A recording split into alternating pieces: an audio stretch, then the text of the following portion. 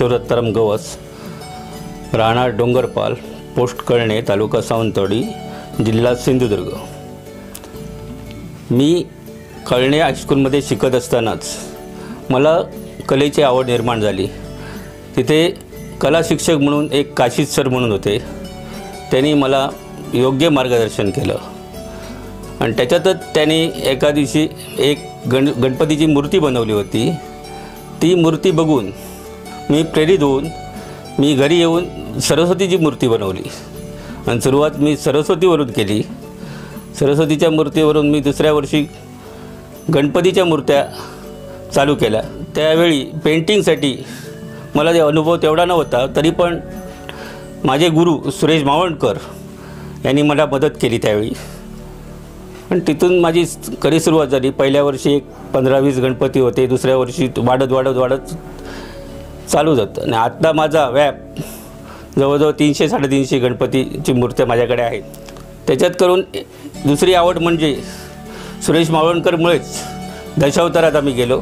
ट्रिक्सिनची आम्ही निर्मिती केली। ट्रिक्सिन बऱ्याच कंपनीत, आरोलकर, यक्षिणी दशावतार, हेळेकर दशावतार आणि त्याच्यानंतर आम्ही हे ट्रिक्सिन करताच एक 4-5 वर्षात माऊली दशावतार मंडळ डोंगरपाल ही आम्ही निर्मिती केली। दशावतारी क्षेत्रात आम्ही नगर, पुणे, शिर्डी येथे चांगल्या दर्जाचे चांगले प्रयोग करून नावकीर्ती मिळवलेली आहे।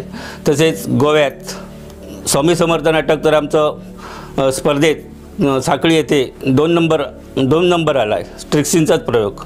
तसेच बापसा बिपसा सगळीकडे आम्ही चांगल्या प्रकारचे प्रयोग केले आहे आणि आता या आमच्याकडे 8-10 कलाकार आहेत। त्याच्यामुळे ते उदरनिर्वाह दशावताराच्या स्वरूपात गावातले 8-10 कलाकार निर्माण झालेत, पण बालकलाकार निर्माण झालेत। बालकलाकाराचं आमचं यूट्यूब चॅनलवर नाटकं चालू आहेत। एक 3-4 नाटकं बालकलाकारांची आहेत, मोठं पण आमच्या कलाकारांची नाटकं आहेत। असं आमचा व्याप चालूच आहे। माझ्याकडे आता वर्षभर रोजगार निर्मिती चालू आहे, गणपती बनवणं वगैरे सगळं। म्हणजे माझ्या कलाकारांना जे आता माझ्याकडे कलाकार असतात तेच पेंटिंगला हेच कलाकार मी वापर करतो, त्यांना रोजगार मिळावा ही माझी अपेक्षा आहे।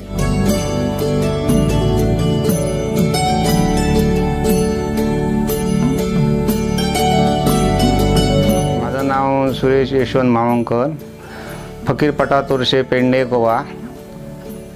हे मी किती लहानपणापासून मी या दशावतारी व्यवसायात आहे। म्हणजे शाळा चालू असतानाच शाळेची शिगम्याची नाटकं मला रात्र रंगवायचे, मग मी नाटक करायचो, त्यांच्याबरोबर तरवाल घेऊन नाच करायचो। नंतर मी काही काळानंतर मी पत्रावी झालो, पत्रावी परत तिथे शाळेतील नाटकं चालू करायला। नंतर जसं वय वाढत गेलं तसं मी पेंटिंग करायचो, दशावतारी पेंटिंग करायचो, नाटकं पेंटिंग करायचो, सामाजिक पेंटिंग करायचं, शिवाजीचं असलं तर शिवाजीचं पेंटिंग करायचं। बॉम्बेला गेलो, बॉम्बेला मग जाऊन तिथे गणपती बघितले, गणपती बघून मग लहानपणीपासून माझी गणपती शाळा होती।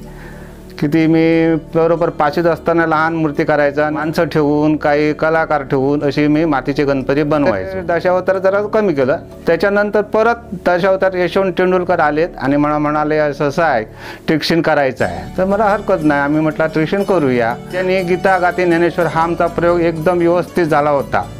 भरपूर त्याला गोव्या मागणी आली होती।